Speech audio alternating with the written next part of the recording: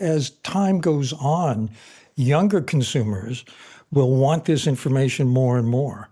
And so this will become a way to get bigger market share at the same time. It's doing well by doing good, basically. And I think that it's going to be a wave of the future, and the progressive companies, forward-thinking companies, will see this as a smart strategy for winning loyalty from younger people over their lifetime, which is what companies really want. It's interesting that we have to make a case to say that doing good is good business. You would think that would be assumed, but it's definitely much better now. But I think we've played a part, like especially you, with bringing a lot more conscious practices, and now you're doing a lot of the research to show that doing good is good business. Why would companies still choose to do bad? Is there still a big opportunity, or are we just not aware of the advantages of doing good? Well, I think that the case for doing good is still arguable, that many consumers, too many consumers, don't care. So that sales aren't made by doing good. Sales are made by doing the same thing or by competing on old terms, cheaper, better quality, whatever it may be, the argument may be. These are old market ways of thinking. I'm talking about a new way of thinking about markets. And, Jason, as someone who's in understanding sales, I wonder how this idea sounds to you. I think it's great. I actually already, as you're speaking about this, I'm thinking, wow, well, I think this is one of the grand ideas around blockchain technology. Like we've seen blockchain exist in the currency space, but to actually track life cycle of products and origins of products in an unmutable database is actually a problem that I think a lot of entrepreneurs are trying to solve now. And the technology is catching up to the possibility, but there's people who do care about this.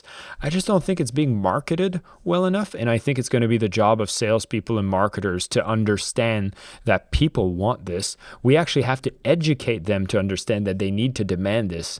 To me, I think everything you want to see in the world gets voted for one purchase at a time. And it's our responsibility to educate Right. people about the power they hold with every dollar they spend. I think there's a missing piece too. I completely agree with everything you said, but for consumers to make the smart decision, they really need to be fully armed with information about what are the total impacts on the 8 or 10 systems that support life on the planet. It's not just carbon, by the way, biodiversity, drinkable water, many things are impacted by the way we do make and sell things today. But tomorrow, I think the smart companies are going to be looking at, well, how can we sell by improving this and letting people know what the improvement is? I think, by the way, that would take an impartial third-party evaluator. You want to be sure it's not just greenwashing. Yeah. Today, companies seize on one thing they're doing, and they advertise that as though they were doing things better, but it's just one thing out of a multiple series of things. So we need something, an agency that can evaluate products in a believable way so that consumers can trust. Dr. Goleman, you've studied emotional intelligence, how we behave as humans, and so you've probably already witnessed this, but it's like we start with good intentions. There's third-party establishments that get put in place. Let's use like organic or bio for like purchasing materials for eating. And then there's a sort of perversion that creeps in, a little bit of like, oh, maybe they have to pay to get that. And now it's like, it's not so partial. There's like a bit of a manipulation, and trust is lost.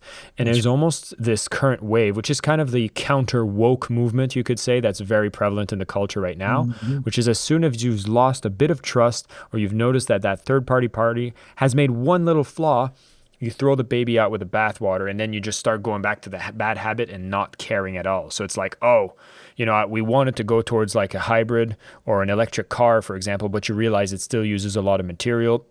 Yeah. See, it's all crap. I'm going to go get a pickup truck, like it's like, okay, well now we've doubled down on the bad side. So Yes. is there something we can do to kind of be aware of this trend? Is it natural, or is it something we have to pay attention to?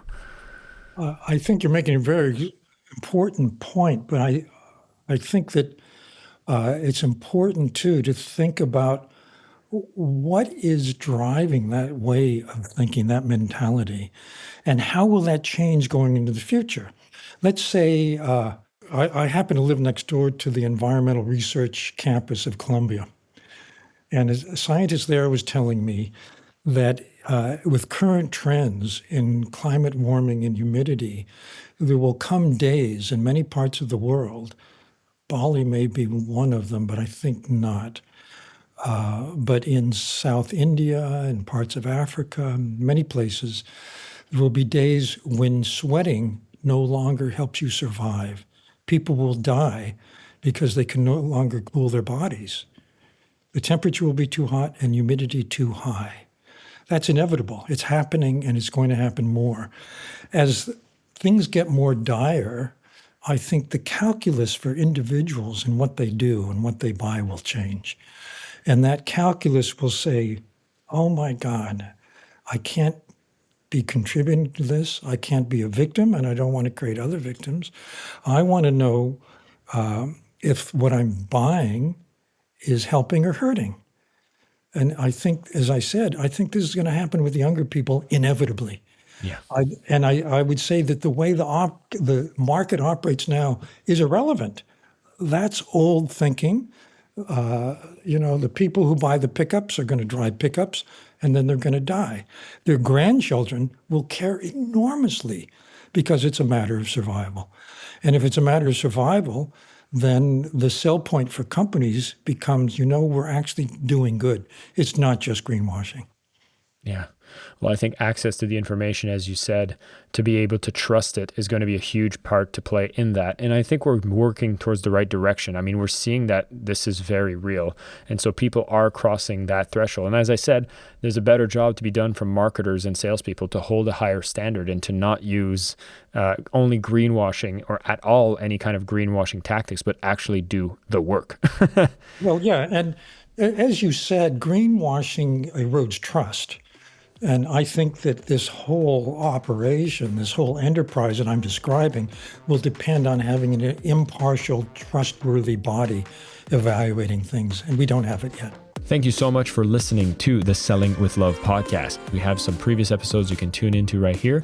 And if you prefer the short form content where you get to the point in under 10 minutes, we do have a ton of clips from our best episodes that are being shared on this channel as well. So pick which one supports you the most. And of course, thank you for liking, subscribing, and of course, selling with love.